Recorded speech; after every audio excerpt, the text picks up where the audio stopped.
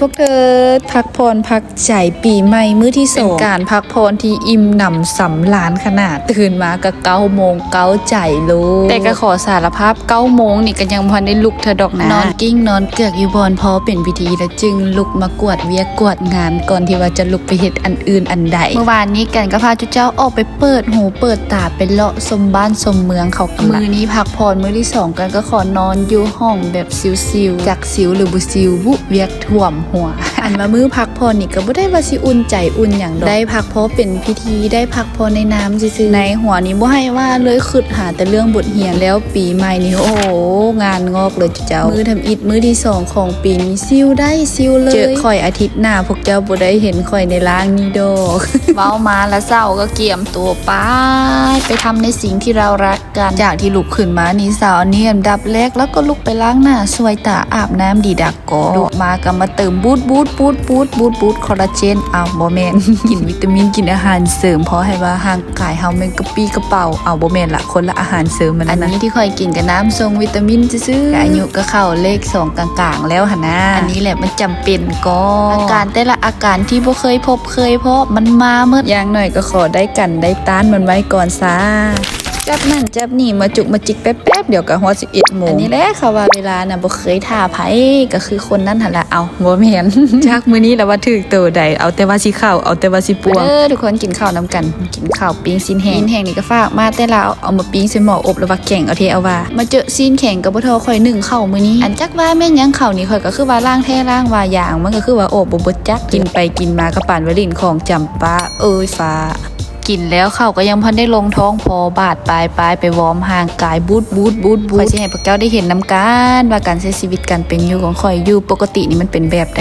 ตื่นนอนมากินข้าวกินน้ำให้มันอิ่มแล้วก็มาย่อยได้บาดนี่นะอันนี้แหละสถานที่ห้องประจำของข่อยจากห้องนอนก็ห้องนี้แหละที่อยู่ประจำบังเอิญว่าอยู่หลายก้อนห้องนอนหันซ่าคันว่าช่วงใดบทเรียนบ่แล้วนี่แทบจะวันนอนอยู่นี่เลยแหละห้องนอนให้ก็บ่จำเป็นมื้อพักนี่คันสิพักตามกับเจ้าเลยนี่ห่างกายมันก็คือว่ายังค้างคาอีหยังนอนอยู่ซื่อๆก็เป็นวุ่นจิตวุ่นใจและห่างกายนี้อยากโดดอยากมาช่วงนี้แฮงเริ่มหนาวซ้ำตื่มอีกคันบ่มาเหยียดมายืดมาซ้อมดุนี่ก็ซี่แข็งซี่หดไปนี่ละทุกคนเอ้ยเบ้ามาทั้งหมดนี่ก็เป็นนักฟ้อนคือว่าเมื่อวานนี้ก็เป็นคนละฟิลกับมื้อนี้เนาะเมื่อวานนี้แล้วว่าสดชื่นสดใสได้ไปเลาะไปลิ่นถ้วยไม้เพิ่นว่าตกมามื้อนี้หากับมื้อที่2ของปีคือว่ามาจม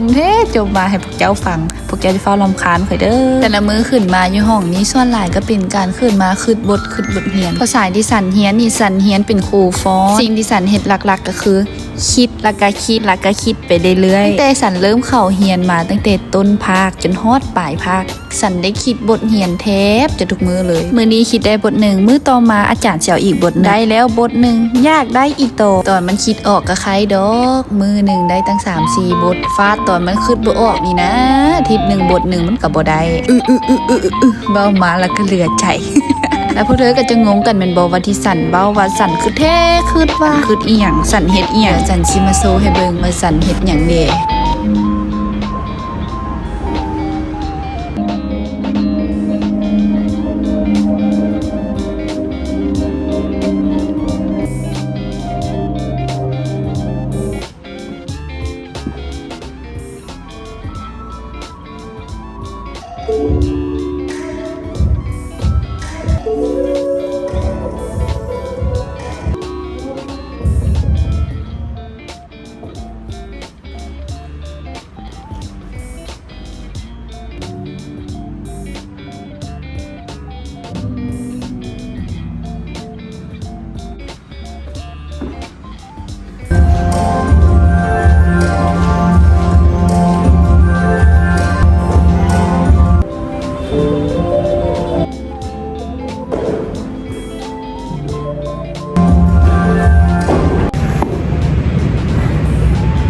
สภาพ